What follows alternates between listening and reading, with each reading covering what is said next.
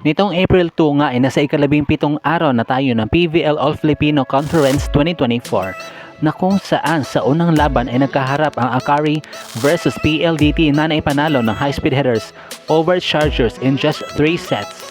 Habang sa ikalawa at huling laban ay nagbanggaan ang Galleries versus Chocomucho na napagtagumpayan ng Flying Titans over Tower High Risers in straight sets as well.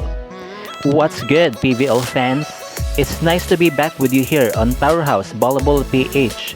Kindly do subscribe to my channel at pakihit na din ang notification bell para ma-notify ka sa aking mga bagong uploads. At para naman sa ating full match schedule, narito na ang mga maglalaban-laban on a Thursday doubleheader April 4, 2024 in preliminaries na gaganapin sa Phil Sports Arena. For our first game, we have Farm Fresh Foxies versus Signal HD Spikers at 4 p.m. And lastly, for our second and also the last game for today, we have Next-Led Chameleons versus Strong Group Athletics at 6 p.m. Ayan na po ang mga magpupuksaan sa ika-18 araw ng ating torneo.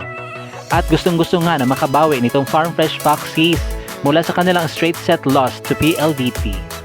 Habang itong Signal naman ay gigilding makabalik sa win column dahil nga abot kami na sana nila ang panalo nang nakasagupaan nila ang Creamline pero hindi pa din napunta sa kanila ang huling halakhak.